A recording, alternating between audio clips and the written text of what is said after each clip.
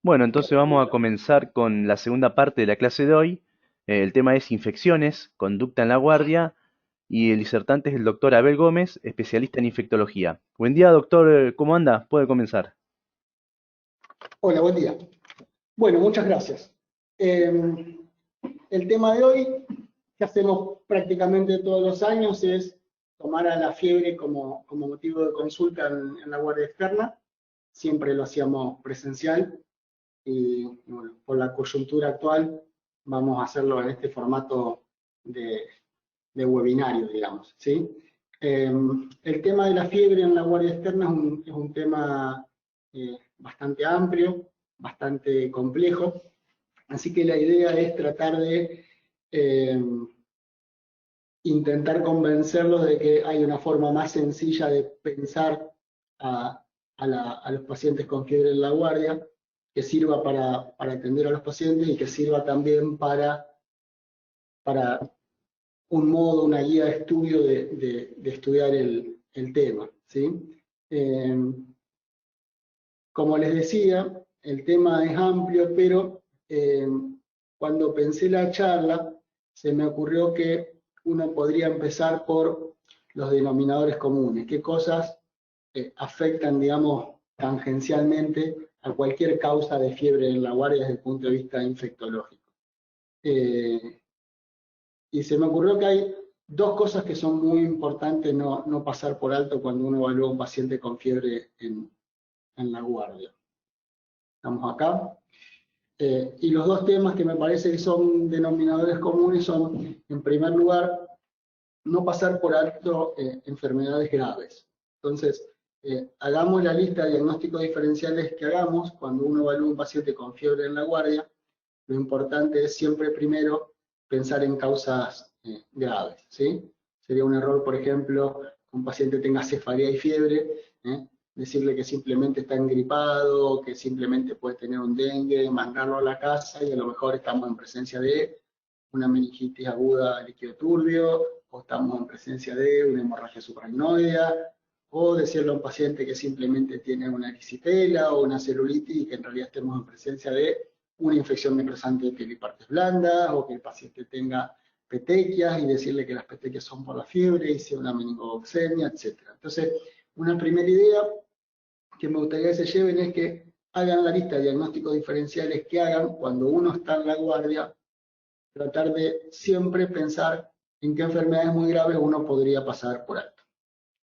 Y el otro tema que me parece que es bien tangencial, que perfora, digamos, todas las causas de fiebre en la guardia, es que tener siempre en cuenta que los médicos siempre tenemos como gatillo, como reflejo que fiebre es igual a infección, infección es igual a antibióticos, ¿no? Y que muchas veces no hay apuro en iniciar el tratamiento antimicrobiano e incluso muchas veces el inicio de los antibióticos podría empañar futuras conductas diagnósticas y terapéuticas, ¿eh? Por ejemplo, paciente que tiene síndrome febril prolongado, apurarse a iniciar el antibiótico podría conspirar contra un adecuado rescate microbiológico en un paciente con endocarditis subaguda, o un paciente que tiene tuberculosis, o que tiene enocardiosis, apurarse a poner los antibióticos, eso podría eh, menoscabar el rédito de las muestras microbiológicas. Así que tener siempre en cuenta estos dos aspectos importantes frente a cualquier enfermedad infecciosa y no infecciosa que produzca fiebre y que uno evalúe en la guardia externa. ¿Qué me parece a mí que es lo más práctico cuando uno tiene fiebre? A mí me gusta poco el síndrome febril agudo, digamos, como estrategia diagnóstica, porque me parece que decir síndrome febril agudo es prácticamente decir nada, ¿sí? Eh, la aproximación diagnóstica tiene que estar orientada a tratar de reducir al máximo la lista de diagnósticos diferenciales posibles y tratar de tener una metodología diagnóstica y terapéutica lo más racional posible. Entonces decir que un paciente tiene un síndrome febril agudo es como no decir mucho. Entonces a mí me gusta la idea de que tenemos que tratar de definir un síndrome clínico. Esto es, tenemos que tratar de juntar signos y síntomas que el paciente tiene, ayudados por un pequeño interrogatorio y ayudados por una metodología diagnóstica básica de guardia, imágenes, una ecografía, una radiografía, y poder definir un síndrome clínico y a partir de ahí ir llevando a las conductas. Hay un clínico famoso que se llamaba Urucúa en el Hospital de Clínicas en Buenos Aires, que él siempre decía que si luego de interrogar a un paciente, revisarlo y hacer exámenes de auxiliares básicos, uno no llega a definir un síndrome clínico, quiere decir que hay que empezar de vuelta. De manera tal de que el objetivo único y número uno en la guardia es poder definir un síndrome. No necesariamente hacer el diagnóstico de qué es lo que el paciente tiene, pero definir un síndrome que es el que nos va a guiar en la metodología diagnóstica y en las primeras conductas que tomemos. Entonces, se me ocurrió que un motivo de consulta frecuente para empezar en la guardia es tener cefalea y fiebre, ¿sí? Y ahí, digamos, pacientes que consultan por fiebre y que tienen cefalea en una guardia, esos pacientes caen en dos grandes grupos. Por una parte, todas las infecciones del sistema nervioso central, y por otra parte, lo que se llaman los síndromes gripales y pseudogripales, ¿sí? Entonces, siguiendo con esta lógica de que primero hay que tratar de pensar y no pasar por alto formas graves de enfermedades infecciosas, algunas verdaderas emergencias infectológicas, donde está en riesgo la vida y las morbilidades del paciente, primero vamos a ir por las infecciones del sistema nervioso central. Todo paciente que tenga cefalea y fiebre, pensaremos primero en el grupo de enfermedades de infecciones del sistema nervioso central. Una vieja recomendación era que la presencia de fiebre, de cefalea, de rigidez de nuca o de deterioro del sensorio en cualquier combinación siempre nos debe hacer pensar en infección del sistema nervioso central, ¿sí? Cuando uno piensa en infección del sistema nervioso central, el segundo esfuerzo es tratar de definir qué síndrome más finito el paciente puede llegar a tener. Si estamos en presencia de una meningitis aguda, si estamos en presencia de una encefalitis aguda, o si estamos en presencia de un absceso cerebral. Por supuesto que siempre hay algún grado de superposición, y hay pacientes que es difícil encajonarlos sindromáticamente en algunos de estos dos, en algunos de estos tres síndromes, pero la gran mayoría de las veces vamos a poder, digamos, orientarnos a alguno de estos tres síndromes. En principio, los pacientes que tienen meningitis, tienen fiebre, tienen cefalea, el examen físico tienen rigidez de nuca bien marcada, y es muy raro, excepto en pediatría, es muy raro que los pacientes tengan foco neurológico o que tengan convulsiones en presencia de meningitis.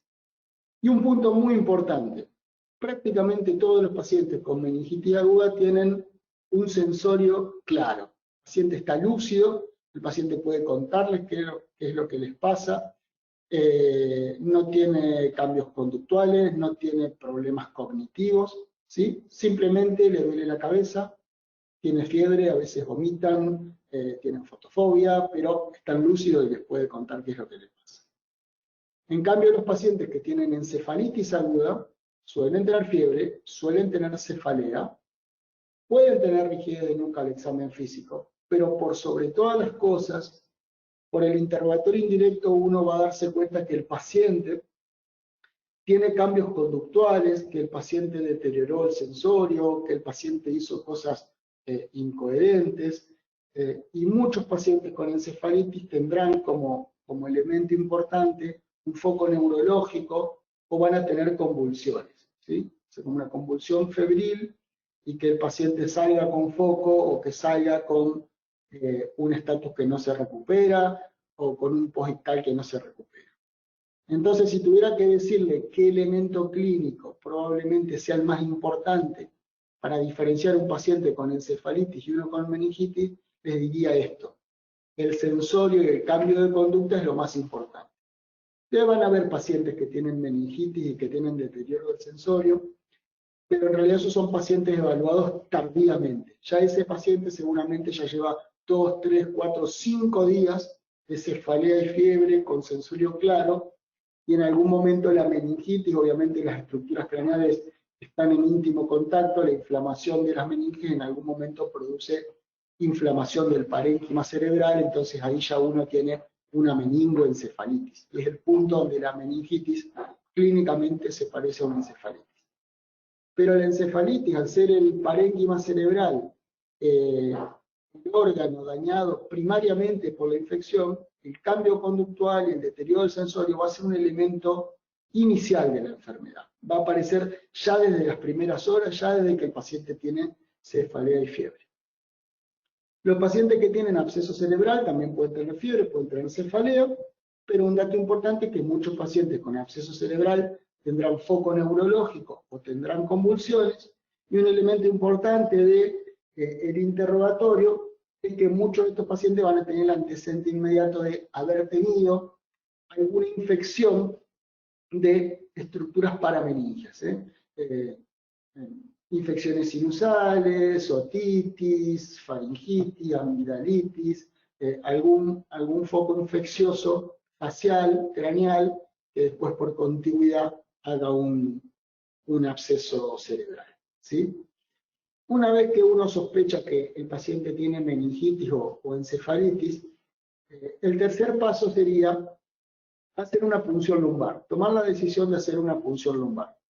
La PL es muy importante para confirmar el diagnóstico, digamos, demostrar que hay inflamación del líquido cefalorraquídeo, que esto sea reflejo de un proceso inflamatorio infeccioso de las meninges o del parénquima cerebral, pero además nos va a aportar tener un líquido que uno lo pueda mandar a bacteriología y muchas veces tener el rescate microbiológico a través de métodos moleculares en las encefalitis o a través de métodos convencionales en la meningitis poder hacer el diagnóstico microbiológico.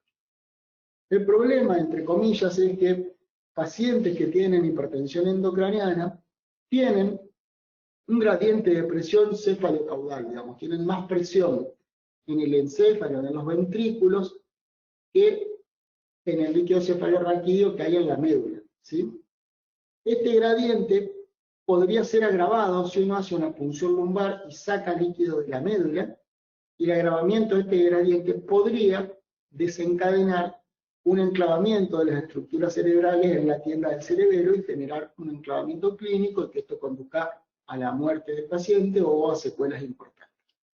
Entonces, toda vez que uno va a hacer una punción lumbar, siempre hay que tener en cuenta cuáles son las contraindicaciones absolutas o relativas de punción lumbar.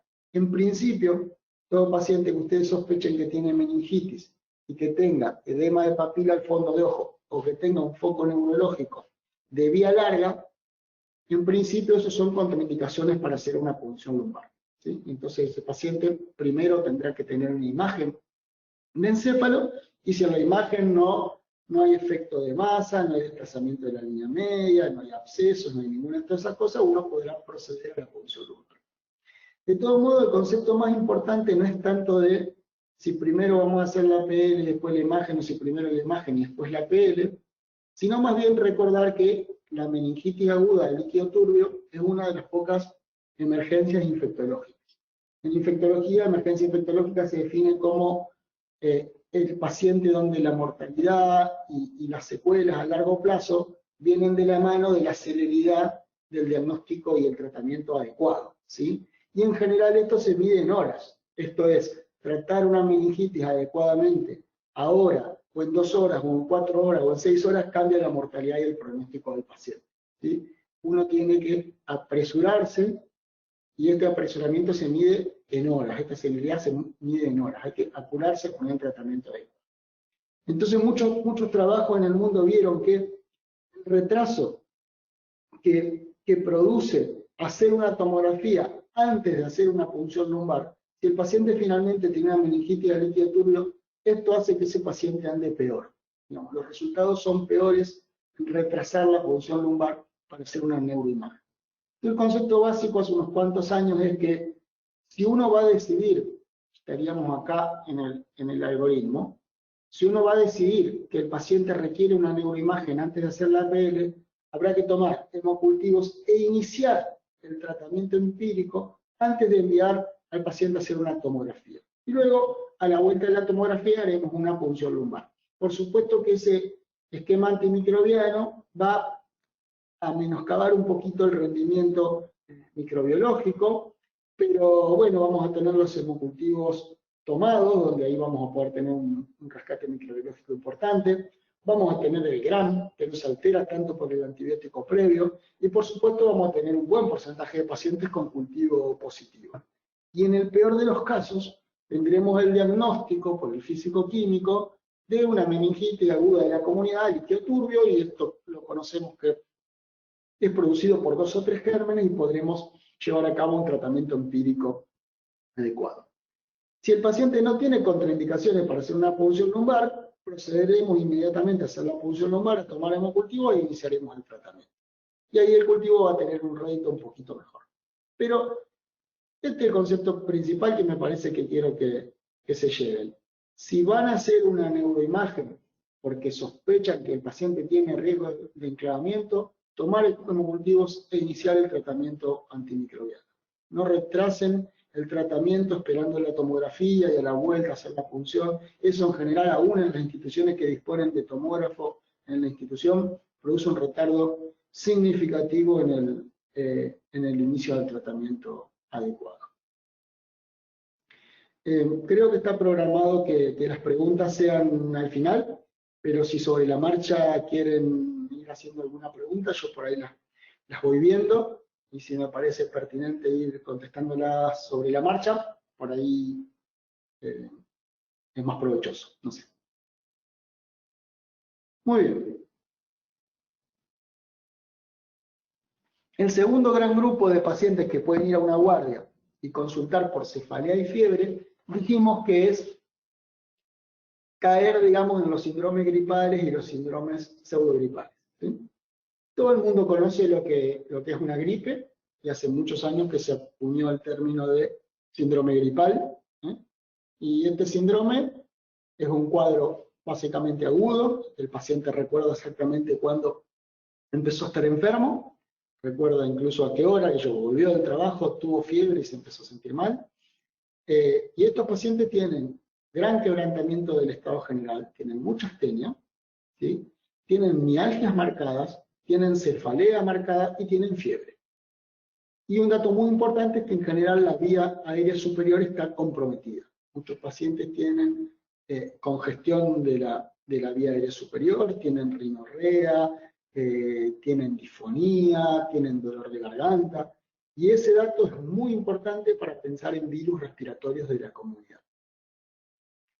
Pensando en esta clínica y en este síndrome, algunos autores en infectología acuñaron un término que a mí también me gusta mucho, y me gusta mucho más que el de las guías ministeriales que dicen síndrome febril agudo, que me parece que es poco orientador decir síndrome febril agudo. Existe lo que se llama el síndrome pseudogripal. ¿Qué es el síndrome pseudogripal? Como la misma palabra lo dice, será un síndrome que se parece mucho a la gripe, pero tiene un dato clínico negativo muy importante, que es la ausencia de la vía aérea superior. Entonces, pacientes que tienen fiebre, mialgia y cefalea en ausencia de vía aérea superior, uno sabrá que ese paciente no tiene un síndrome gripal, tiene un síndrome pseudogripal. El síndrome pseudogripal en general es el reflejo de algunas enfermedades infecciosas donde la respuesta inmune es bastante desproporcionada a la cantidad de microorganismos que uno tiene, y en general es la que explica la clínica. Si la clínica que uno tiene fiebre, mialgia, cefalea, está más de la mano del interferón liberado y de algunas otras citoquinas que del microorganismo en sí, ¿sí? Algunas de estas enfermedades que debutan con síndrome pseudogripal son muy frecuentes en su ocurrencia en la práctica cotidiana. Por ejemplo, menciono, el dengue es un caso paradigmático, la leptospira es un caso paradigmático, el hantavirus es un caso paradigmático, y otras enfermedades como la triquinosis, el Zika, el chikungunya, el paludismo, las fiebres hemorrágicas. Por ejemplo, en Argentina, la fiebre hemorrágica argentina es típico que los pacientes tengan cefalea, tengan mialgia, tengan fiebre. Entonces este síndrome es muy práctico, porque uno en la guardia, con el solo hecho de que el paciente no tenga vía aérea superior, tenga fiebre, cefalea y mialgias, y uno haya descartado los síndromes infectológicos del sistema nervioso central, uno ya estará orientado a estas enfermedades, muchas de las cuales son zoonóticas y reconocen una epidemiología particular, entonces rápidamente uno va a poder hacer el diagnóstico. Dicho de otra forma, nunca podemos poner gripe y dengue en el diagnóstico diferencial de un paciente. Nunca podemos poner hantavirus y sincicial respiratorio en el diagnóstico diferencial. Todos los virus respiratorios de la comunidad tienen vía aérea superior, todos los síndromes pseudogripales tienen ausencia de vía aérea superior. Si el paciente tiene un síndrome pseudogripal, nos valeremos de algunos otros elementos clínicos, pero por sobre todas las cosas, juntaremos todos los elementos que sean relevantes clínicamente y de laboratorio y de epidemiología para tratar de definir qué es la enfermedad que el paciente tiene.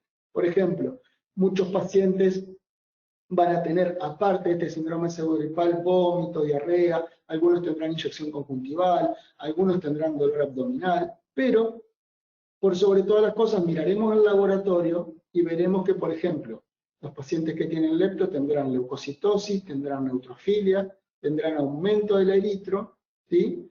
Los pacientes que tienen hantavirus tendrán leucocitosis, pero en vez de neutrófilos tienen linfocitos. Y si ustedes tienen un laboratorio que les diga que esos linfocitos están activados, que en realidad son inmunoblastos, más de ayuda, esos pacientes van a tener plaquetopenia marcada, van a tener hipoxia. Y un dato de laboratorio muy importante, prácticamente todos los pacientes que tienen hantavirus tienen hematocrito alto, porque ustedes saben que el síndrome cardiopulmonar es un síndrome de leak capilar, es un distrés respiratorio de la comunidad, donde hay un trasvasamiento de plasma al tercer espacio y al alvéolo pulmonar, y eso hace que la sangre se concentre. Entonces no es raro ver pacientes con HANTA que tengan 55, 58, 60 de hematocrito. Mientras que los pacientes que tienen lepto, sobre todo los que tengan hemorragia pulmonar, el hematocrito va a caer. Así que ahí tienen un elemento muy importante. Los dos tienen leucocitosis.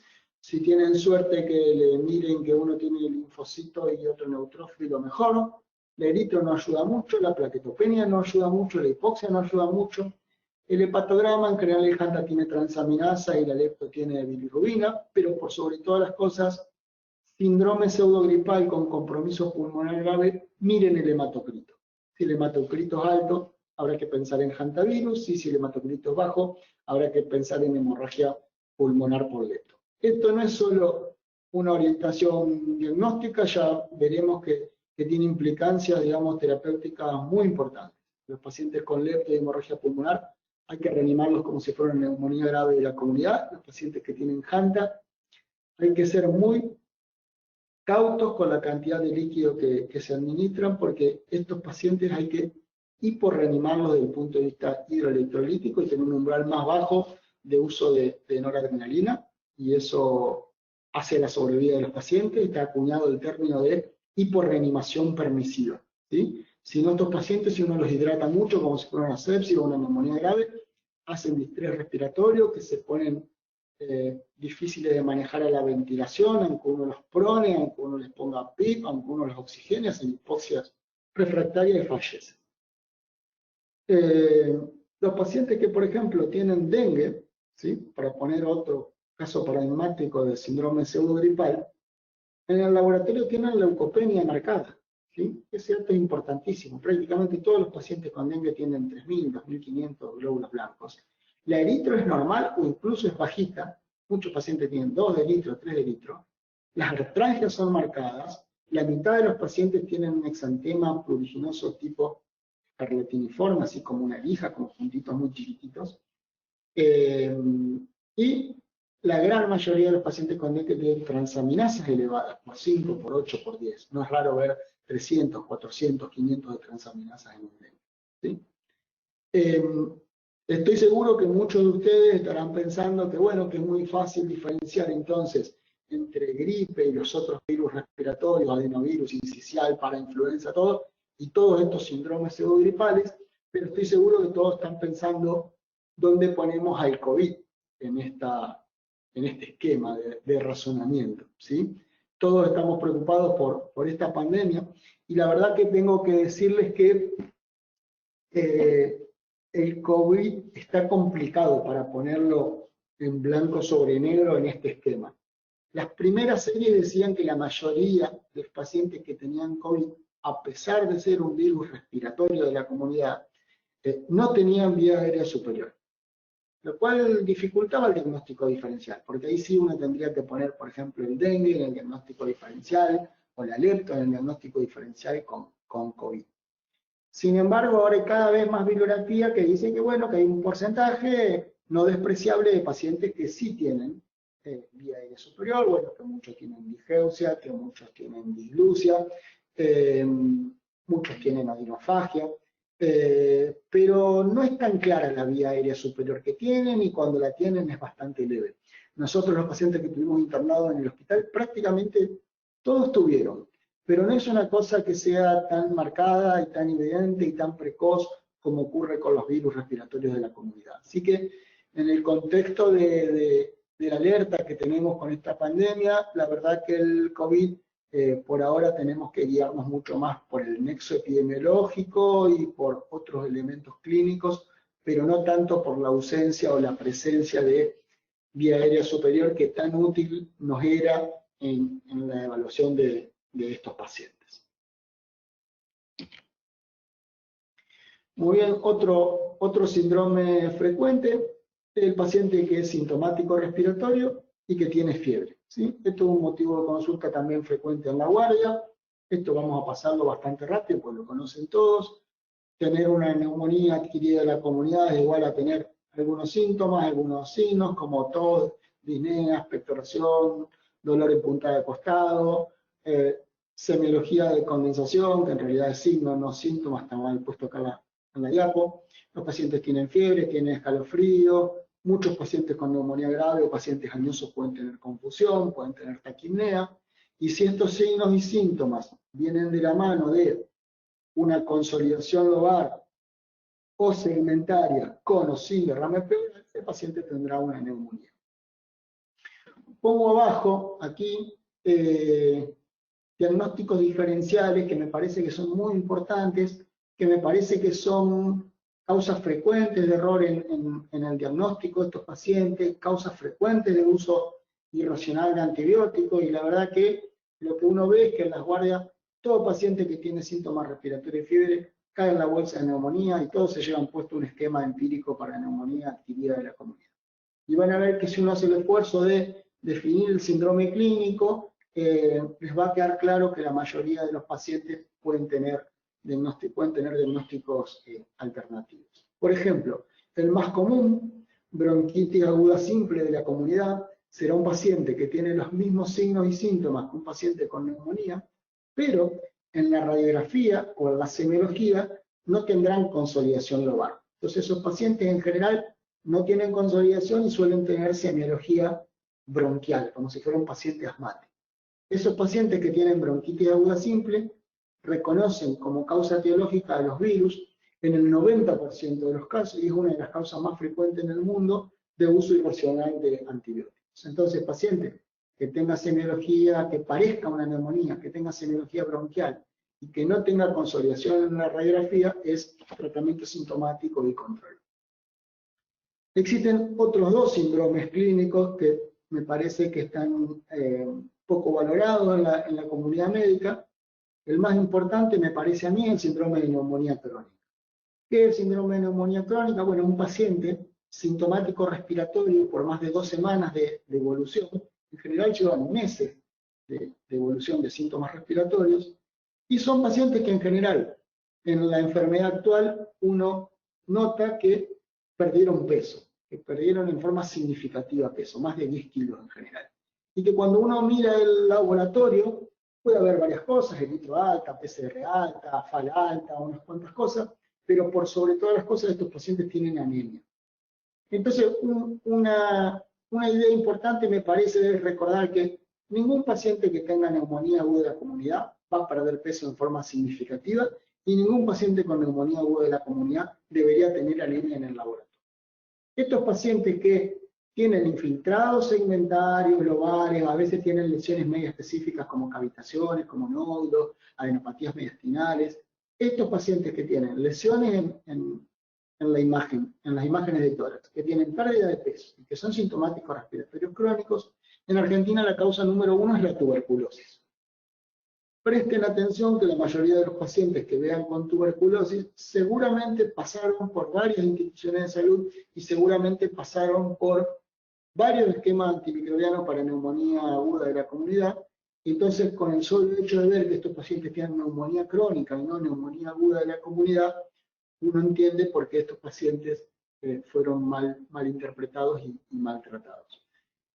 Por supuesto, hay otros diagnósticos diferenciales de neumonía crónica, incluso causas no infecciosas. Puedo mencionar los síndromes de riñón-pulmón, de las enfermedades reumáticas, pacientes que tienen lupus y tienen neumonitis lúpica, pacientes que tienen vasculitis como el Wegener, poliartritis microscópica, pacientes que tienen enfermedades autoinmunes como la AR, como la sarcoidosis, pueden tener clínica de neumonía crónica, pacientes que tienen lesiones tumorales en el pulmón y que a veces tienen obstrucciones de las vías aéreas y a veces con neumonía sobreagregada, pero en general estos pacientes pierden peso. Muchos pacientes que se los interpreta como neumonía aguda y que tienen neumonía crónica, tienen un empiema en lugar de una neumonía o tienen un absceso pulmonar en vez de una neumonía común.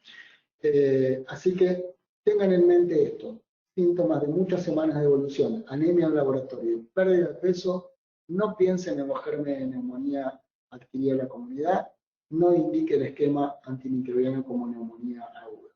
Estos pacientes con neumonía crónica, obviamente al catalogarlos como un síndrome diferente, los diagnósticos diferenciales son diferentes, pero también la metodología diagnóstica será diferente. Estos pacientes frecuentemente requerirán una tomografía de tórax, frecuentemente requerirán un lavado broncoalveolar, si tienen derrame pleural requerirán punción, y procesar estas muestras para anatomía patológica, macrófagos cargados con hemosiderina, tinciones especiales para gérmenes no habituales, como nocardia, como tuberculosis, como micosis endémica, histoplasma, paracoccidioideo, etcétera, etcétera. Existe también otro síndrome, que es menos frecuente pero no menos importante, que se llama de neumonía de lenta resolución. La neumonía de lenta resolución es un paciente que se inicia clínicamente del mismo modo que la neumonía aguda de la comunidad. O sea, que el paciente recuerda cuando empezó a sentirse enfermo, que el paciente no venía perdiendo peso, que el paciente no tiene anemia en el laboratorio, que llena criterios de neumonía, que uno le inició el tratamiento adecuado para neumonía adquirida de la comunidad, pero que el paciente no evoluciona en tiempo y en forma. Esto es, a las 72, 92 horas uno no constata defervescencia de la fiebre, uno no constata mejoría subjetiva del paciente, uno no constata mejoría de los parámetros de laboratorio. Entonces este es un momento para parar y reevaluar al paciente, y en esa reevaluación incluye pensar varias cosas. Más o menos se cree que un 15, un 20% de pacientes con neumonía adquirida de la comunidad se comportan como neumonía de lenta resolución. Si uno quisiera decir en términos más burdos, diría que la neumonía de lenta resolución es una neumonía que anda mal, ¿sí? Cuando una neumonía anda mal, o más académicamente, cuando uno tiene una neumonía de lenta resolución, uno tiene que pensar que hay tres grandes grupos de posibilidades. En primer lugar, hay que pensar que a lo mejor no estamos en presencia de un cuadro infeccioso. Entonces hay que pensar causas no infecciosas. Entonces ahí es donde uno pensaba que el paciente tenía una neumonía, pero en realidad tiene un TEP. Ahí es donde uno pensaba que el paciente tiene una neumonía, pero en realidad tiene una neoplasia pulmonar, por ejemplo, un bronquiolo alveolar que se presente como consolidación alveolar. Uno puede pensar que el paciente tenga una causa autoinmune, por ejemplo, una neumonitis lúpica, por ejemplo, una hemorragia pulmonar. Uno puede pensar en causas más raras, no infecciosas, radiación, fármacos, parásitos que provocan el ciclo de Loss y que infiltran el pulmón. Entonces, muchas causas no infecciosas o infecciosas más raras de infección. Un segundo gran grupo, me parece, es pensar que sí sea infeccioso, pero por gérmenes no habituales. Entonces ahí uno tiene el porcentaje chiquito de tuberculosis que se presenta como neumonía aguda de la comunidad, entonces ahí uno se da cuenta cuando el paciente no anda bien. Por ejemplo, uno va a ver los pacientes que tienen nocardia, uno va a ver los pacientes que tienen una micosis endémica, que con el tiempo van a devenir a un síndrome de neumonía crónica, pero en el momento que uno los está viendo, simplemente los ve como pacientes que se presentaron agudamente y no mejoran cuando uno les pone los antibióticos, ¿sí? Y un tercer gran grupo de neumonía de lenta resolución es cuando hay alguna causa de inmunosupresión, que a mí me gusta diferenciarlas en sistémicas y en locales. Todos sabemos lo que es una inmunosupresión sistémica, digamos un paciente añoso que tenga inmunosenescencia, un paciente que reciba corticoides o tratamiento biológico, un paciente que sea HIV, un paciente que sea trasplantado, ¿sí? Un germen común con un antibiótico adecuado, con un huésped malo, puede hacer que el comportamiento clínico sea el de una neumonía de lenta resolución, ¿sí? Así que, entre otras cosas, hay que pensar que en realidad uno está haciendo las cosas bien, pero va a llevar más tiempo que el que uno quisiera. Pero en el camino seguimos estudiando otras cosas porque redefinimos el síndrome clínico. Y después, muy importante, están las causas, llamémosla de, entre comillas, de inmunosupresión local. ¿Qué sería esto? Cuando hay un factor anatómico local, que haga un huésped que tiene buena inmunidad sistémica, localmente no puede resolver la infección. La causa más común, como estarán pensando, es un paciente que tiene neumonía, pero que tiene un derrame paraneumónico. Entonces, este derrame paraneumónico podría ser un empiema o podría ser un exudado complicado, y eso hace que el paciente no ande bien. Entonces, estaremos en presencia de un caso de neumonía adquirida en la comunidad, donde necesitaremos la ayuda de un cirujano de tórax y que el tratamiento sea combinado médico-quirúrgico con antibióticos y drenaje de la cabeza.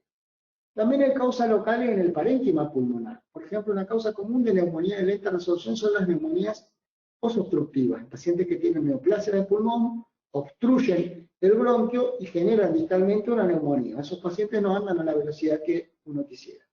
Por supuesto, también hay pacientes que tienen bronquiectasias en forma crónica, pacientes que tienen obstrucción bronquial porque son EPOC. Todos esos pacientes también podrían comportarse como neumonía de lenta resolución y tener una causa infecciosa de los de NAC común y anormal. Pero estos pacientes con neumonía de lenta resolución, como mencionamos, puede ser una causa no infecciosa, puede ser una causa obstructiva, puede ser un germen no habitual. Entonces, estos pacientes se merecen en la metodología diagnóstica una tomografía de tórax, se merecen un lavado broncoalveolar y procesamiento parecido a los pacientes que sindromáticamente los definimos como neumonía crónica.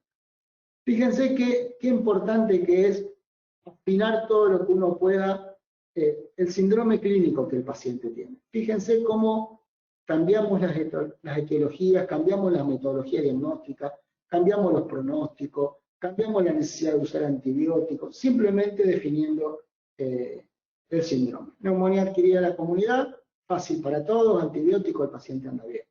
Neumonía crónica, cuidado, muchas causas poco habituales, muchas causas no infecciosas, cuidado en apurarse y decir que es una neumonía aguda de la comunidad y en realidad es una neumonía crónica. Estos pacientes requerirán tomografía, requerirán VAL.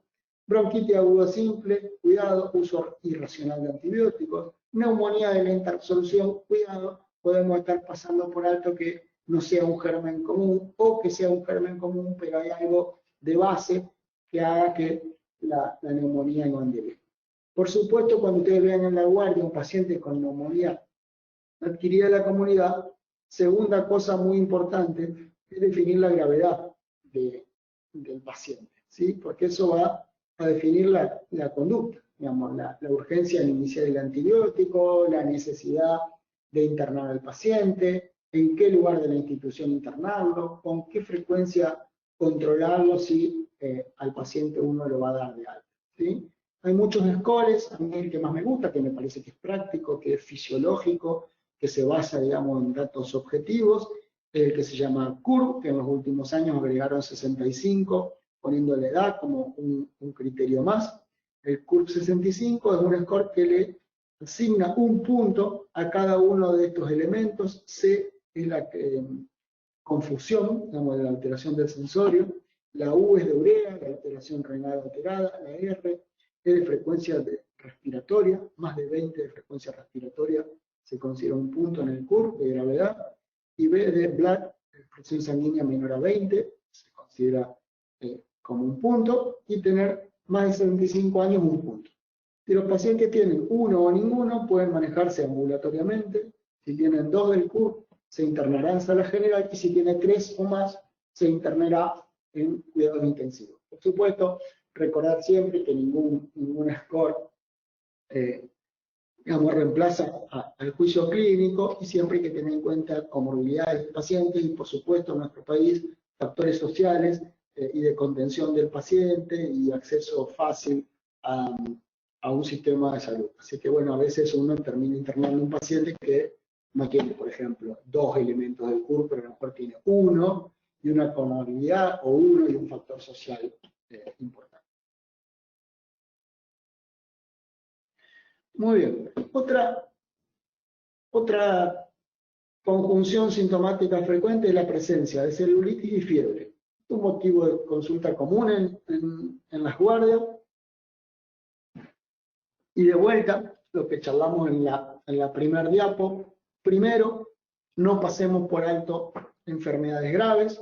Entonces siempre tenemos que tener alguna alarma del subgrupo de celulitis que son considerados una emergencia infectológica, que lo llaman las infecciones necrosantes o necrotizantes de piel y partes blandas. ¿Cuándo uno sospecharía que un paciente puede tener una infección necrotizante? Bueno, cuando el dolor es desproporcionado a la lesión que uno está viendo, cuando hay rápida progresión del eritema, cuando hay crepitación al examen físico o hay aire en la radiografía, pacientes que tienen fleitenas o necrosis cutánea, o que ya tienen áreas marmoladas, violáceas, así como con vórtices geográficos que uno intuye que se van a necrosar en poco tiempo. Pacientes que tienen síndrome compartimental o que tienen edema desproporcionado al eritema que tienen. Por supuesto, pacientes que tienen celulitis y que tienen shock o disfunciones orgánicas múltiples. Recuerden que la celulitis es de las infecciones que están catalogadas como no septicemiantes. Esto es, nunca uno va a ver una sepsis por celulitis, excepto que uno tenga una infección necrosante de piel y partes blandas, que muchos de los agentes causales generan además síndrome de shock tóxico. Por ejemplo, el Piógenes, por ejemplo, el METIR de la comunidad. También hay que sospechar en necrosante cuando el laboratorio tiene una CPK elevada o el hematocrito baja, y ahí uno intuye que hay un germen que pueda producir hemólisis. Y por supuesto, el paciente que tiene aspecto tóxico, también hay que pensar en sepsis y celulitis, o en infección por anaerobios, o en infección grave y celulitis. Más allá de la nomenclatura infectológica, que han puesto muchos nombres a distintos subgrupos de infecciones necrosantes, ustedes saben que uno puede tener una gangrena clostridial, una gangrena no clostridial, una celulitis sinérgica, una gangrena de Fournier, una fascitis necrosante grado 1, grado 2, una celulitis sinérgica, no importa el nombre que le pongamos, lo importante es saber que toda infección que sea necrosante de piel y partes blandas requiere un enfoque universal. Y ese enfoque es, para el médico de guardia, 2 cosas básicas. La sola sospecha de infección necrosante implica que ese paciente se interne y que ese paciente tenga una interconsulta urgente con cirugía. Cirugía, lo único que tendrá que hacer es una incisión, el paciente del quirófano, hacer una incisión y explorar quirúrgicamente todas las estructuras anatómicas de la piel y los tejidos asociados. Entonces el cirujano sabe que la fascia es un tejido duro. Cuando uno tiene infección necrosante, la fascia se deshilacha como una telaraña. Todo cirujano sabe que la grasa subcutánea es amarilla. Cuando esta grasa está licuada y tiene un color amarronado o grisáceo, eso es una infección necrosante. Todo cirujano sabe que el músculo, cuando se lo corta, sangra, o cuando se lo estimula con una pinza se contrae. cuando ninguna de esas dos cosas ocurren, el paciente tiene una mionecrosis. Así que como idea, la infección necrosante se sospecha clínicamente, pero se confirma quirúrgicamente. Entonces, el concepto fundamental es hacer un tajito de más y que el paciente no tenga nada antes de que pasar por alto una infección necrosante y que uno llegue tardíamente con el tratamiento, que ustedes saben que el tratamiento incluye antibióticos, pero por sobre todas las cosas un desbridamiento quirúrgico extenso. Dos errores que me parece que son frecuentes y un diagnóstico diferencial importante. El diagnóstico diferencial importante es cuando uno tiene una celulitis facial o una celulitis periorbitaria. Suele ser un tema que en la guardia asusta mucho tener flebosis en las estructuras faciales. Existe la celulitis facial, que es simplemente tener un área de celulitis con distribución en alas de mariposa, con la pirámide nasal, igual que en el lupus. Estos pacientes tienen fiebre, y esta celulitis tiene el mismo pronóstico, tiene los mismos gérmenes, y hay que poner los mismos esquemas antimicrobianos empíricos que una celulitis en el miembro inferior.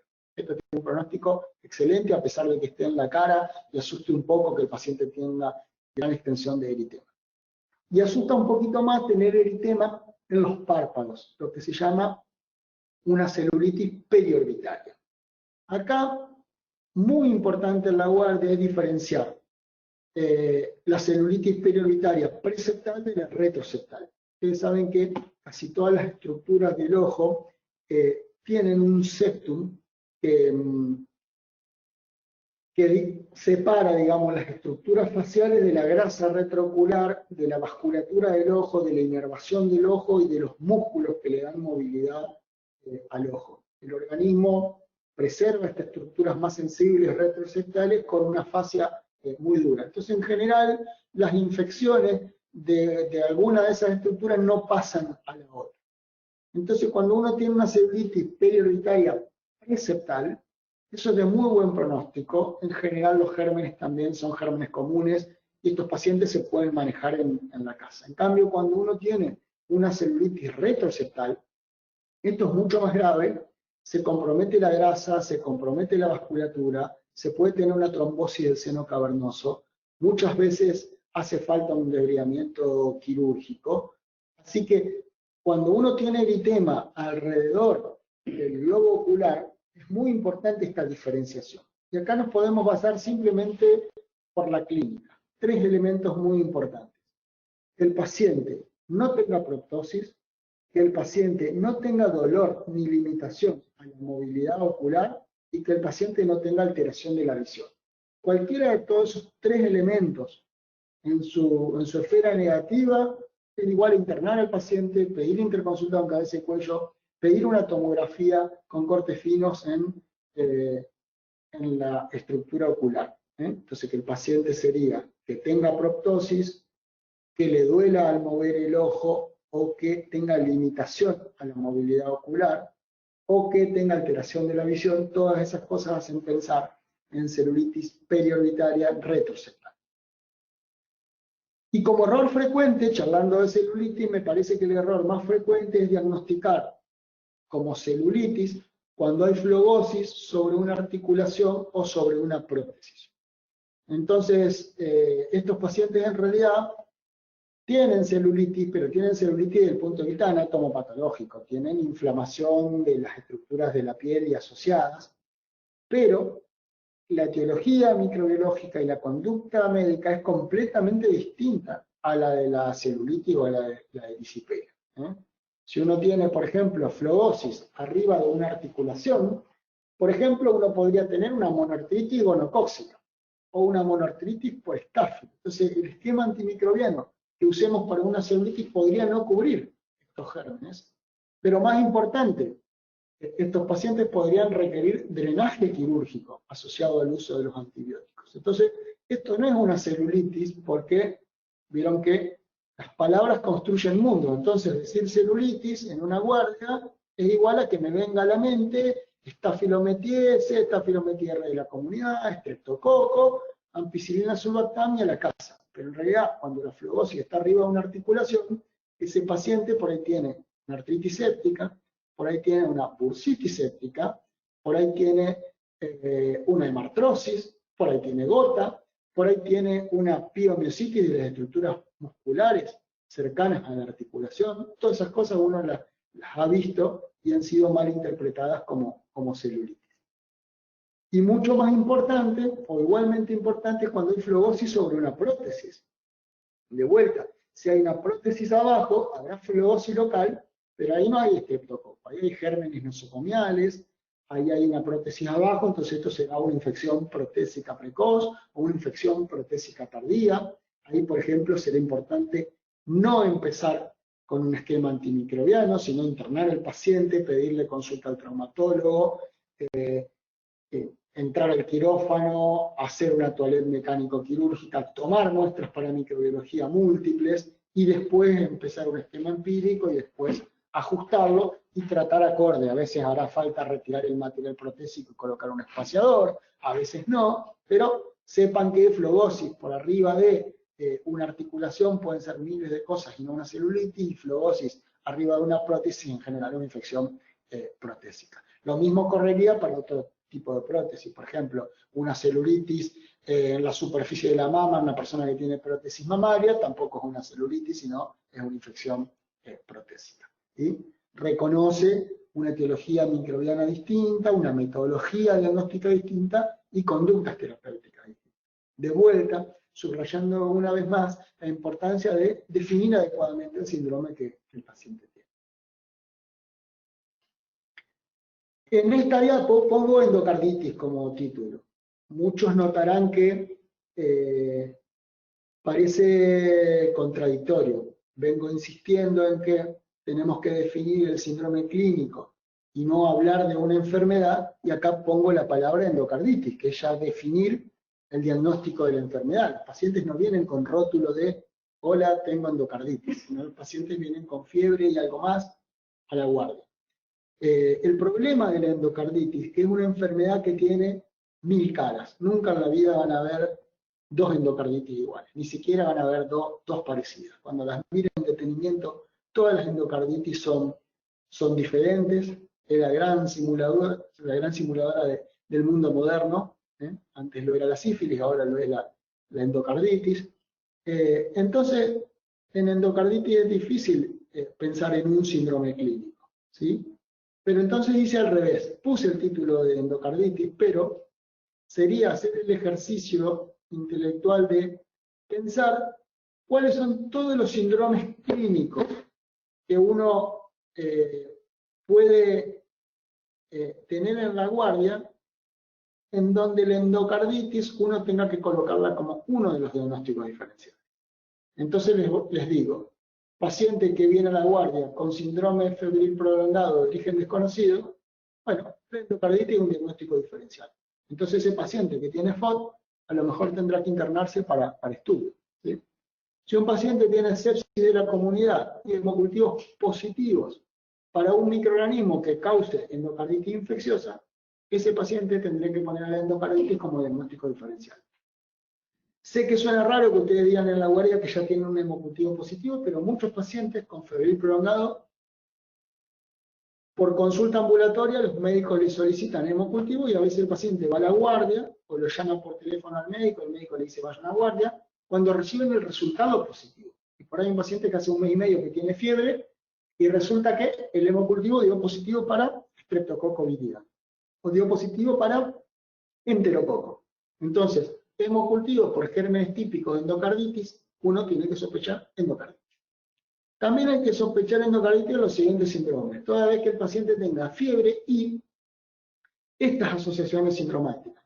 Fiebre y fenómenos inmunológicos o vasculares, tener hemorragias, tener petequias, subconjuntivales, unguiales, en las palmas, en las plantas, tener nódulos de Osler, ¿sí? Toda vez que haya fiebre y un trastorno de conducción nueva, sobre todo eso sospecha de endocarditis de válvula aórtica. Un paciente que tenga fiebre, por ejemplo, vaya a la guardia por un 5. Uno le hace un electro y tiene un trastorno de conducción auriculoventricular, ¿no? O tiene un PR largo, o tiene un MOVIX 2. Esos pacientes, si uno les constata que tiene fiebre, fuertemente hay que sospechar que tienen endocarditis valvular.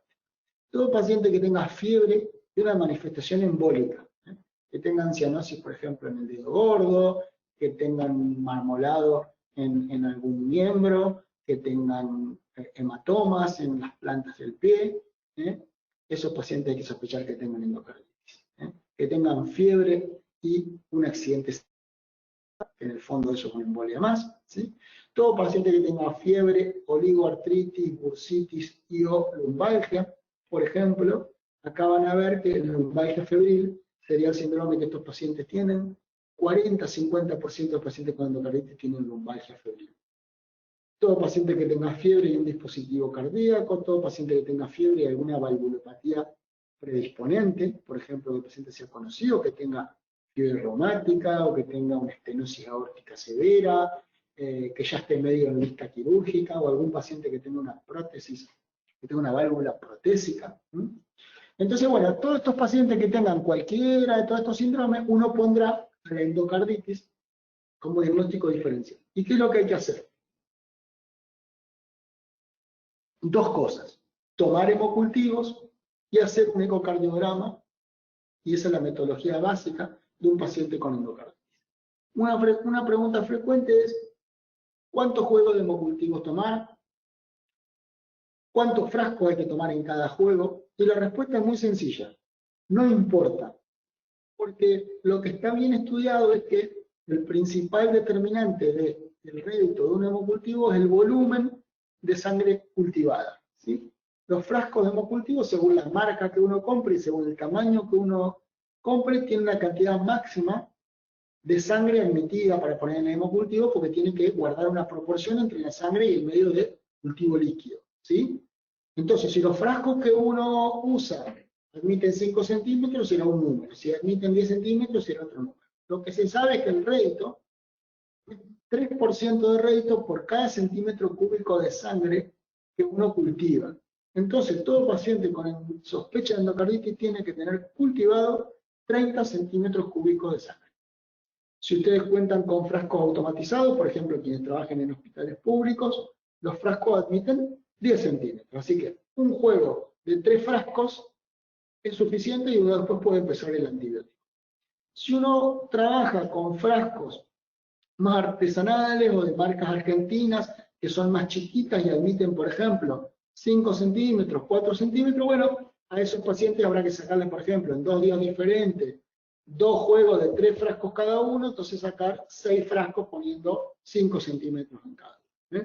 Tengan eso en mente, que lo importante es la cantidad de sangre y no el número de frascos, ¿sí? Y el ecocardiograma, lo que se sabe bien es que el eco transesofágico tiene mucha más sensibilidad, aunque más o menos la misma especificidad, que el eco transtorácico. Entonces, toda sospecha clínica de endocarditis elevada terminará teniendo un eco transesofágico, ¿sí?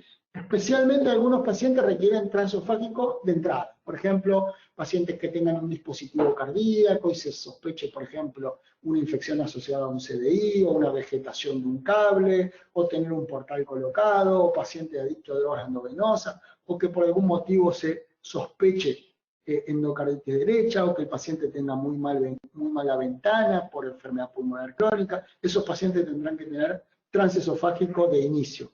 El resto de los pacientes inicialmente se les podrá hacer un eco transtorácico, y si el diagnóstico no está claro, avanzar a un eco transesofágico si es que la sospecha de endocarditis sigue en pie, sigue siendo fuerte y no hay un diagnóstico alternativo que le explique.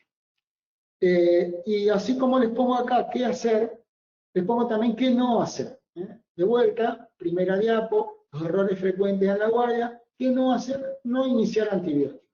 Sepan que el 90%, 85% de las endocarditis son enfermedades lo suficientemente subagudas crónicas como para que no apure iniciar un esquema antimicrobiano en horas. Entonces uno puede tomarse todo el tiempo para tomar 3 frascos a la mañana, 3 frascos a la tarde, o 3 frascos al otro día, si por ejemplo el paciente se presenta solo con FOD, tomar 3 frascos hoy, 3 frascos mañana, y luego iniciar el esquema empírico para endocarditis. Entonces, el concepto es recordar que la necesidad de iniciar tratamiento empírico en una sospecha de endocarditis es excepcional, y que solo el 15% de las endocarditis se presentan como sepsis de la comunidad y son cuadros lo suficientemente graves como para que apure empezar un esquema antimicrobiano. Ya vamos terminando. Un síndrome que no es tan frecuente en la guardia, pero que tiene implicancias muy importantes, porque acá puede haber muchas enfermedades graves, ¿sí? Rash y fiebre es un tema muy largo, pueden leerlo de muchos libros y de muchos artículos de revisión, les va a ser muy útil leer rash y fiebre, pero si les tuviera que decir una cosa así muy práctica para la guardia externa, les diría que una de las cosas de todas las revisiones de rash y fiebre es que para orientarse en la etiología hay que mirar la lesión elemental. ¿Qué es lo que tiene el paciente? Mácula, eritrodermia, petequia, púrpura, qué es lo que vesícula, qué es lo que tiene. Entonces uno se orienta a los diagnósticos diferenciales. Y entonces decirles que uno tiene que mirar la lesión elemental de los pacientes que tienen rash y fiebre. Todos los pacientes que tengan lesiones petequiales o purpúricas, en general, reflejan una causa subyacente mucho más grave. Entonces, evaluar un paciente con rash y fiebre que tiene petequia o tiene púrpura se interna. Y después vemos, ¿sí? En general las causas son, por ejemplo, meningococcemia, por ejemplo, sepsis por neumococo en un paciente esplenectomizado, por ejemplo, fiebres hemorrágicas, por ejemplo, el dengue grave, por ejemplo, que el paciente tenga una enfermedad oncohematológica de base y tiene una infección sobreagregada, entonces eso es una emergencia.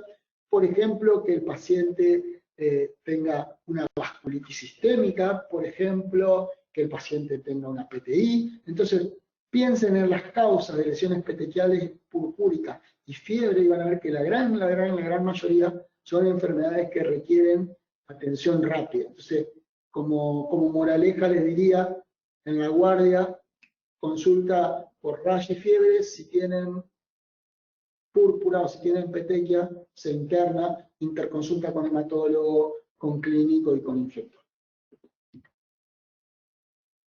Lumbalgia febril es un síndrome de ocurrencia bastante frecuente, y decirle simplemente que un paciente tenga lumbalgia y fiebre es un paciente que se merece estudiarlo distinto a un paciente que simplemente tenga lumbalgia, porque uno acota un montón de diagnósticos diferenciales. La asociación de fiebre con lumbalgia debe hacer pensar, sacando ITU alta, que probablemente es la causa más común de lumbalgia febril, pero también es la de más fácil diagnóstico. Paciente que tenga síntomas urinarios bajos, puniopercusión positiva, fiebre y un sedimento patológico, tiene una ITU alta, podrán internarlo o no, pero el diagnóstico está fácil. Ahora, cuando uno tiene lumbalgia febril y no tiene infección urinaria alta, uno está obligado a pensar en estas cosas. Absceso del psoas, espondilodicitis, absceso epidural espinal, que es una de las emergencias infectológicas, endocarditis. Recuerden que les había dicho que 40-50% de las endocarditis en sus manifestaciones osteoarticulares, pacientes con endocarditis tienen lumbalgia. Entonces, lumbalgia febril es igual a endocarditis subaguda en muchos pacientes. Pacientes que tengan mielitis transversa, pacientes que tengan artritis séptica, pero de las articulaciones sacrocoxígea o coxofemoral, esto se presenta como lumbalgia febril, o pacientes que tengan mieloma múltiple, ¿sí? En general, los pacientes que tienen mieloma múltiple tienen infecciones bacterianas a repetición. Entonces, tienen una causa no infecciosa de lumbalgia, pero al tener frecuentemente infecciones, la asociación de fiebre y lumbalgia es muy común en los pacientes con mieloma. Entonces, lumbalgia febril en un paciente que no tenga infección urinaria alta siempre se interna, siempre se toman hemocultivos y siempre hay que pedir una resonancia magnética lumbar. Después, según la evaluación futura, el examen físico y yo, habrá que agregar algunos otros estudios probablemente, pero esas tres cosas son muy prácticas para la guardia. Lumbalgia febril sin infección urinaria se interna, hemo, rezo lumbar con gadolinio. Y con esta terminamos. Yo les les dejo como... ¿Vienen las preguntas? Sí, creo que vienen las preguntas, pero mientras vienen las preguntas, si quieren, les dejo como reflexión que esta forma de pensar los pacientes, empezando no como cuando uno estudia en la facultad, no empezando con el diagnóstico y describiendo la enfermedad, sino empezando por el síndrome clínico que el paciente tiene. Hacer esfuerzo para definir el síndrome. Y a partir de ahí, recordar y razonar qué enfermedades producen ese síndrome clínico, y en base a las enfermedades que uno ponga en el diagnóstico diferencial, vendrá la metodología de estudio, vendrá la necesidad de internar, vendrá la urgencia o no de iniciar antibióticos, vendrá el raciocinio de las interconsultas que ustedes dejen en un paciente que internen. ¿A quién le van a pedir interconsulta? ¿Al clínico, al hematólogo, al oncólogo, al infectólogo, al reumatólogo? Entonces es muy importante pensar en esta forma. Por supuesto, la charla, yo tomé los síndromes que me parecieron o más frecuentes o más importantes por la gravedad de pasar por alto algunas enfermedades, pero este mismo esquemita de partir de un síndrome clínico y pensar el síndrome y pensar todo lo demás, es un lindo ejercicio para estudiar cuando uno ya es médico y cuando uno ya tiene alguna experiencia. Entonces, por ejemplo, ustedes en su casa podrían, aparte de repasar el Power, podrían agarrar síndromes clínicos. Nosotros lo hacemos como ejercicio muy frecuente en la residencia. Pero ustedes podrían agarrar, por ejemplo, ictericia febril. ¿Sí? Así como es muy importante decir que un paciente tiene ictericia fría y pérdida de peso, bueno, tanto más importante decir que un paciente tiene ictericia febril. Entonces uno pensará qué enfermedades infecciosas y no infecciosas dan fiebre y el paciente está ictérico. Entonces eso me va a ordenar unos diagnósticos de urgencia. Ustedes podrían pensar, así como pensamos el paciente con rash y fiebre, podrían pensar el paciente con poliartritis y fiebre. Pensar qué causas reumáticas, qué causas autoinmunes, qué causas infecciosas dan poliartritis y dan fiebre.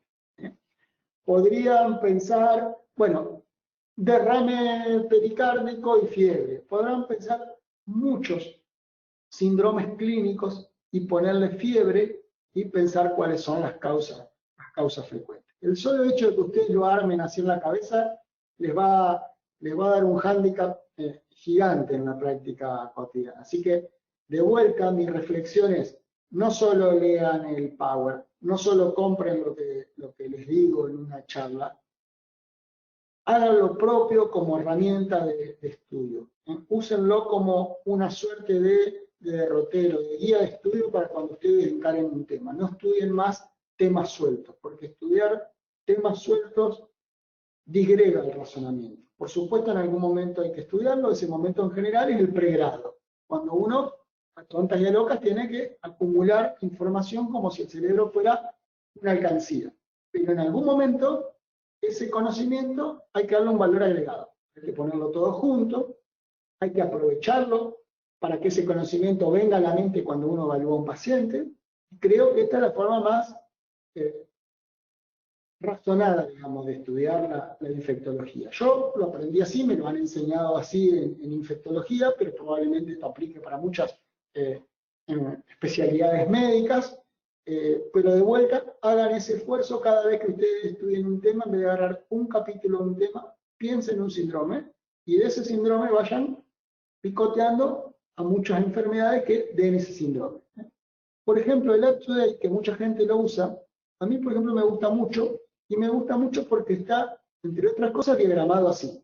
Uno parte de un síndrome y va teniendo todos los hipervínculos y te va a ir tirando a todas las enfermedades que dan, por ejemplo, ictericia febril. ¿Sí? Entonces es una linda manera de un montón de conocimientos que probablemente ustedes ya tengan muchos de esos conocimientos, simplemente de ponerlos más ordenados, tenerlos más a tiro cuando vean a algún paciente, y bueno, y darle un valor agregado al conocimiento que ustedes tienen. Van a aprovechar mucho más el conocimiento que tengan poniéndolo de esta forma y no teniéndolo todo anárquico ahí en el cerebro. Bueno, así que con toda esta perulata, los escucho o leo, no sé cómo será, para si hay alguna pregunta. Sí, Con todo doctor. gusto. Bueno, le hago la primera consulta de Andrés Usinger. Bueno, dice, muchas veces sucede que los pacientes presentan fiebre y deterioro del sensorio sin necesariamente una expresión clínica de una afección del sistema nervioso. Más que nada en pacientes añosos con demencia de base que agravan su desorientación o directamente se hallan somnolientos o estuporosos, dificultando la interpretación de los hallazgos semiológicos. Y la consulta es, ¿cómo recomienda iniciar el análisis y tratamiento de estos pacientes para arribar al diagnóstico etiológico? Bueno, es muy buena la pregunta, porque nada, refleja que tiene experiencia y que ha visto muchos pacientes, y seguro en su cabeza estará pensando que muchos pacientes que vio que tenían deterioro sensorio y que tenían fiebre, finalmente no tenían ninguna infección primaria del sistema nervioso central. Por ejemplo, un viejito que tenga una infección urinaria, es muy común que se deshidratan, tienen alteración sensorio y tienen fiebre, tiene infección urinaria.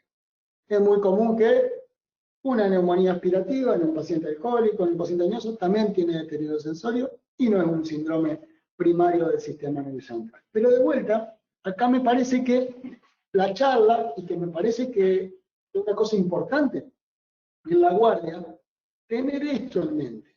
No pasar por alto enfermedades graves. Muchas de las cosas que yo dije, a lo mejor las subrayé desproporcionadamente a la realidad, simplemente porque el impacto negativo de pasar por alto una enfermedad grave es mucho más importante que decir que las más de las veces que un paciente tiene encefalopatía y tiene fiebre, no tiene una meningitis.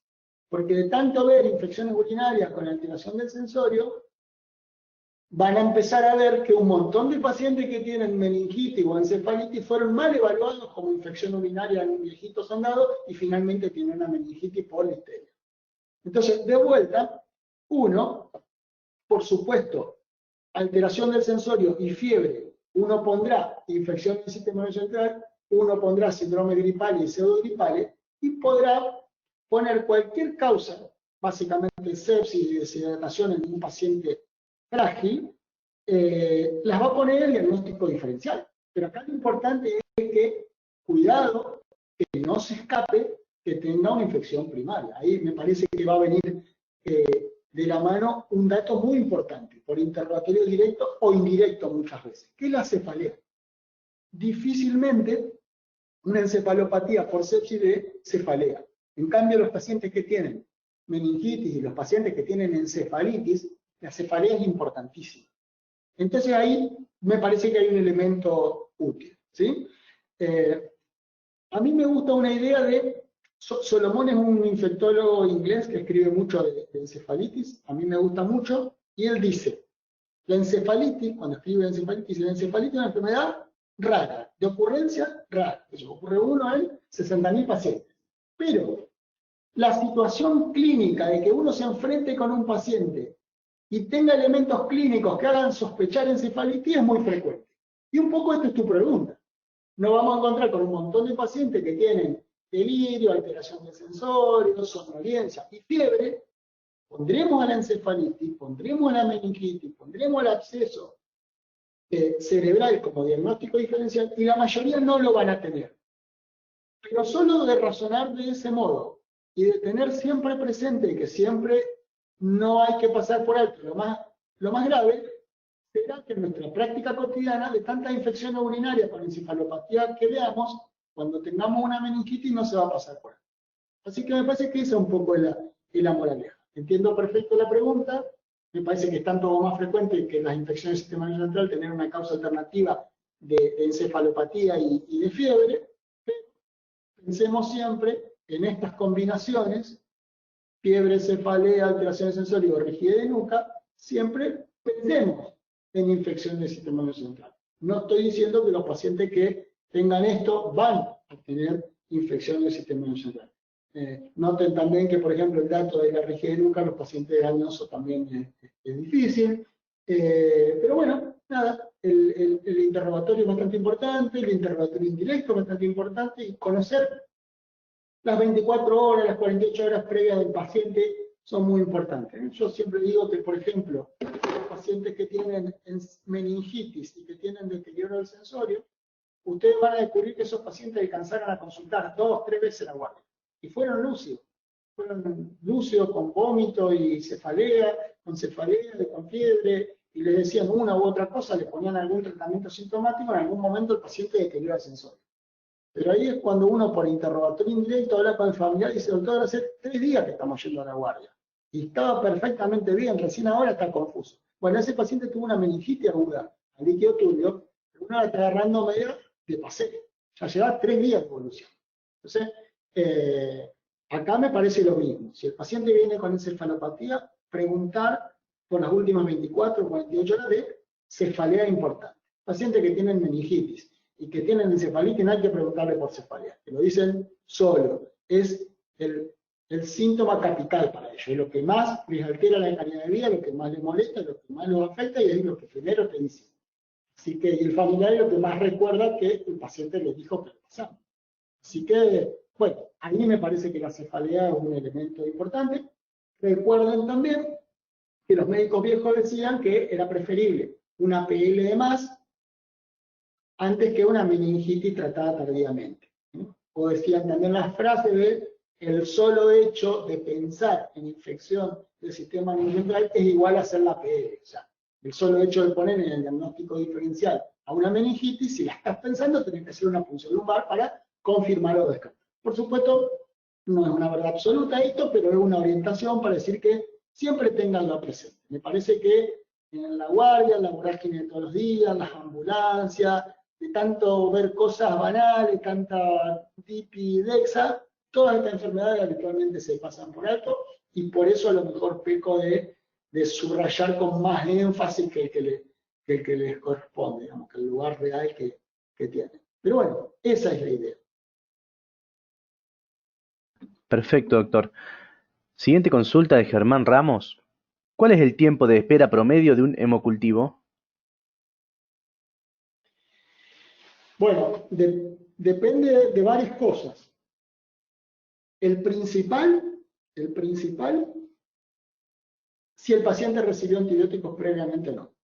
El solo hecho de haber recibido antibióticos, y en infectología se cuenta hasta 7 días previos de haber tomado antibiótico, altera la sensibilidad y la tasa de crecimiento de los gérmenes en un hemocultivo. O sea que el último antibiótico que el paciente tomó fue hace 7 días que no está recibiendo antibiótico, el rédito del hemo que tomo hoy está alterado. ¿Sí? Ese es el principal. Y después, los gérmenes tienen distinta velocidad de crecimiento. Entonces, por ejemplo, crece mucho más rápido un Staphylococcus aureus que una enterobacteria. Dentro de los estáfilos crece mucho más rápido, casi al doble de velocidad, el Staphylo METR de la comunidad que el Staphylococcus aureus común. Y el METR no se come, crece más lento que los otros dos. Pero, el tiempo promedio de duplicación de los gérmenes es entre 15 y 30 minutos. Es un crecimiento exponencial que cada 15 minutos se duplica, lo cual hace que la gran mayoría de las veces a las 24 horas uno tenga un resultado positivo. Entonces yo les diría que si ustedes toman un juego de hemocultivos y a las 24 horas no creció nada, uno debería tener pocas expectativas de que ese hemo tenga algún rédito, excepto que ustedes estén pensando en gérmenes fastidiosos, por ejemplo, que en el hemo venga Brucella, a lo mejor hay que esperar 7 días, que por ejemplo estén esperando un germen del grupo ACE en endocarditis, por ejemplo, estén esperando una Bartonella, por ejemplo, que estén esperando algún otro germen que tenga algún requerimiento nutricional particular, o pueden seguir esperando al paciente que recibió antibióticos previamente. En general, cada laboratorio tiene un tiempo que espera a los hemos y después los descartan. Entonces acá viene la relación que uno tenga con los microbiólogos y la comunicación fluida entre médicos y microbiólogos. Si ustedes están sospechando algún germen en particular, está muy bueno charlarlo con los microbiólogos porque ellos lo incubarán por más tiempo, o a veces nos darán alguna recomendación de usar algún otro frasco de hemocultivo o algún enriquecimiento particular, o hacer alguna prueba adecuada para tratar de despejar el germen que uno está sospechando. Por no mencionar también el riesgo epidemiológico, ¿no? Por ejemplo, que uno no le avise a un microbiólogo de sospecha de Brucella, puede hacer que el microbiólogo o el bioquímico se contagie de brucela, digamos, mirando una colonia, oliendo una colonia en la placa y no usando la cabina de seguridad porque no sabe que estamos sospechando ese germen en particular. Así que bueno, cosa práctica de todos los días, 24 horas. En 24 horas los gramos no son positivos, sigan tomando juegos y bueno, o esperen un poquito más si pasa alguna de las circunstancias que les digo. Excelente, doctor. Tengo muchos agradecimientos, muy buena la clase, muy claro el enfoque. La última consulta. Si alguien quiere hacer otra consulta, bueno, que la haga ahora, yo le leo la última. Aldana Páez. Ella pregunta si puedo repetir, por favor, qué libro o página comentó que estudia por síndromes. El Up to Date se llama. Es una página que, bueno, es paga, pero muchas residencias la tienen. El Up to Date es una suerte de libro que está en formato electrónico y que tiene actualización continua. Y que cada capítulo lo escriben los tipos en general que más saben de cada tema. O sea que les diría que es la mejor revisión de cualquier tema en la actualidad y que te va poniendo arriba las fechas que continuamente las van actualizando. Pero lo que tiene la página es que cada un párrafo, cada dos párrafos, siempre hay un hipervínculo que te tira a otra cosa. Ustedes estudian sepsis y habla de la etiología de la sepsis. La etiología de la sepsis en la comunidad, el Staphylococcus aureus, te pone Staphylococcus aureus y uno va y mira microbiología del Staphylococcus aureus. Cuando lees Staphylo, te dice los antibióticos de uso usual en Staphylo, te tira los antibióticos que uno usualmente debe usar para Staphylo. Pero aparte del tratamiento y microbiología, de esta relación que tiene, es muy bueno en diagnóstico. Que cuando uno pone lumbalgia, bueno, te va a tirar todas las causas de lumbalgia. Entonces uno va a poder ir poniendo en la cabeza, che, de todos los que tienen lumbalgia, leí que en esta causa en particular tiene más esto, y en esta otra en particular tiene más esto, y en esto, y bueno, nada, yo estoy seguro que ustedes leyeron 1000 veces dengue, leptospira, hemorragia pulmonar, hantavirus, pero a muchos de ustedes seguramente les cae la ficha ahora que la mayoría de estos pacientes no tiene vía aérea superior. Y una cosa muy fácil y muy práctica que una guardia dice, che, tener congestionado, tener rinorrea, tener la garganta, es un elemento clínico negativo de suma utilidad en el diagnóstico diferencial. Así que, bueno, vale así. El colegio tiene suscripción al Up to Date. Excelente. Acá el doctor Serrano me dice que el Colegio de Médicos tiene la suscripción paga del Up to Date. Así que cualquiera que quiera hacer uso tiene que... Está cerrada la biblioteca, pero se pueden conectar con el bibliotecario para que cuando vengan a trabajar Bien. pueden acceder a los artículos. Bien. Que me dice Arturo que, bueno, en este momento, obviamente, por la coyuntura que estamos transitando, está cerrado el Colegio de Médicos, pero que apenas se reabra el Colegio de Médicos van a tener disponibilidad del Up to Date acá en el Colegio de Médicos, porque el Colegio de Médicos lo paga como institución. Perfecto, sí, justo iba a hacer ese comentario yo. El colegio tiene esa suscripción. Ahora les voy a dejar por el chat el correo electrónico de la biblioteca donde pueden hacer consultas que Osvaldo les va a responder. Ahí les dejo en el chat. El correo es biblioteca@cmsf.org.ar y tiene la suscripción a Up to Date, así que pueden consultar por ahí también. Por ahí vía mail se puede pedir algún tema en particular y a lo mejor Osvaldo lo puede copiar, pegar y mandar. Pero en realidad me parece que lo lindo es esto dinámico, que uno puede ir toqueteando los temas e ir jugando con ir y venir como si fueran a distintos capítulos de un libro. Doctor, hable. No, digo que el consejo más importante me parece que cuando uno está de educación de posgrado es siempre hacer el esfuerzo de partir del síndrome clínico, no partir de la enfermedad.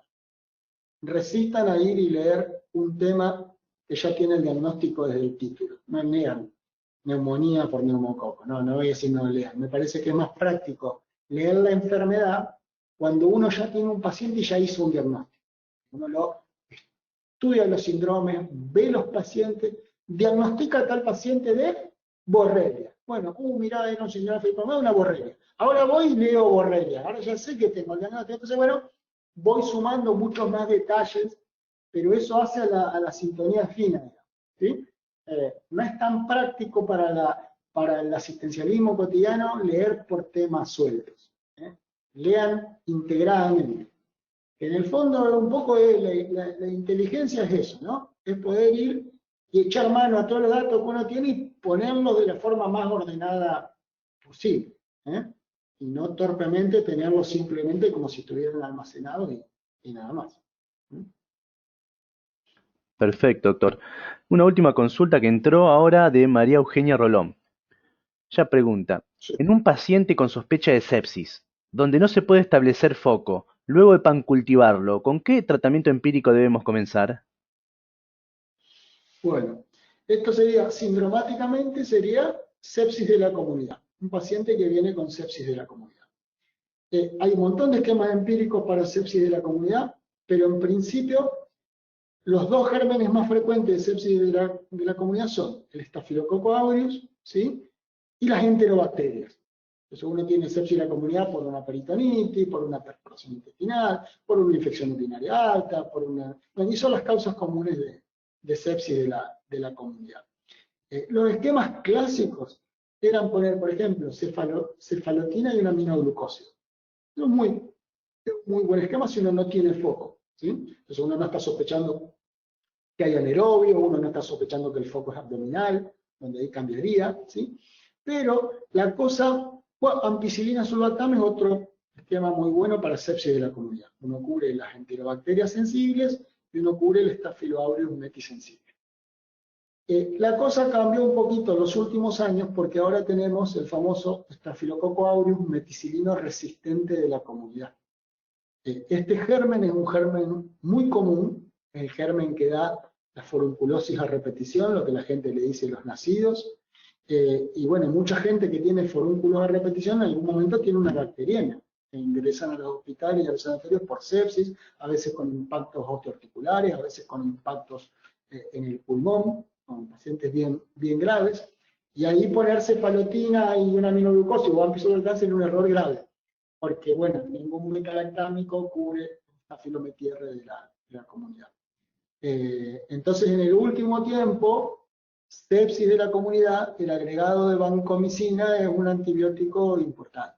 También en el último tiempo hay cada vez bacilos gram negativos más resistentes. Entonces, un poco ahí me parece que hay dos grandes ayudas. Uno es la epidemiología, ¿sí? Si el paciente tiene alguna epidemiología particular que nos pueda orientar hacia la causa de su sepsis. Es lo que pasó en el último tiempo, si viajó a algún lado, si tiene antecedentes de forúnculos, si toma algún tratamiento inmunosupresor, si da la impresión de que viene arrastrando alguna enfermedad crónica no diagnosticada, si hay algún familiar enfermo, si hay algún elemento de su actividad recreativa o laboral que pudiera orientarnos hacia el germen. Y también conocer de los pacientes que uno ve qué gérmenes uno habitualmente tiene en la comunidad. Uno por los años de trabajo uno va sabiendo, che, veo mucha infección urinaria por gérmenes BLE, o veo mucha neumonía por neumococo resistente. Entonces, bueno, un poco también de conocer el patrón de resistencia del germen en la comunidad hace que uno use esquema antimicrobiano distinto. Por ejemplo, ustedes van a buscar en el Sanford o en muchas fuentes, para el primer mundo muchas veces el esquema empírico para sepsis de la comunidad es un carbapenem y vancomicina, o tazonam y vancomicina, bueno, porque son países que tienen a lo mejor un 20% de las enterobacterias de la comunidad son BLE. Entonces, bueno, ahí se justifica usar un carbapenem. Me parece que en Argentina un buen esquema podría ser poner ampicilina sulbactam con vancomicina o vancomicina con cipro y genta, o tazonam solo, o tazonam con banco. Me parece que son todos buenos esquemas. Pero no hay un esquema así único para todo el mundo, y en general en el paciente en particular uno casi siempre tiende a pensar que el foco puede ser abdominal, tiende a pensar que el foco puede venir de tal lado. Si es abdominal, ahí es importante la cobertura para anaeróbico. Si el ampicilobactam o el pipertazo es el esquema más razonable. Pero yo no me parece tan irracional usar esquemas amplios, sobre todo en pacientes graves que vienen de la comunidad, en tanto y en cuanto uno piense bien el paciente, uno no embarre la metodología diagnóstica, uno tome las muestras adecuadas y después pueda tener el diagnóstico y descalonar el tratamiento. El problema muchas veces es que uno pone un esquema y después quedan eternamente esos esquemas, y ahí es donde viene el uso irracional. Pero una sepsis de la comunidad que uno intuye que va a tener hemos positivos, o que uno va a encontrar el foco ahí en un momento no muy lejano, poner un esquema amplio, Casona en banco, Carbapena en banco, y después a las 48 horas uno está ajustando el esquema, me parece más que apropiado. Perfecto, doctor. Tengo muchísimos agradecimientos de los alumnos. Excelente clase. Bueno, son muchos los agradecimientos que están entrando. Pero no tengo más preguntas, doctor. No sé si usted quiere hacer alguna consideración final. Bueno, me alegro que les haya sido de utilidad. Si alguno quiere también el libro que el Colegio de Médicos editó de emergencias en la guardia, este capítulo está escrito en papel, así que si a alguno le sirve más tenerlo un poco más, más desgranado y a alguno le es más fácil leer de un libro que de un PowerPoint, bueno, los invito a que si quieren leerlo, está escrito en el libro de emergencias en la guardia externa que edita el Colegio de Médicos y que lo actualiza todos los años. Así que bueno, muchas gracias por la atención y por estar presentes en este emprendimiento del Colegio de Médicos de estar siempre comprometidos con la educación continua. Nos vemos en la próxima. Bueno, doctor, acá tenemos una alumna que de Chubut dice excelente presentación, doctor. Están de todos lados. Bueno, doctor, entonces damos por finalizada la clase de hoy. En nombre del Colegio de Médicos y del SEM, le agradecemos mucho por haber estado aquí hoy con nosotros compartiendo su conocimiento. Hasta pronto, que tenga buen fin de semana. Gracias a ustedes por el soporte.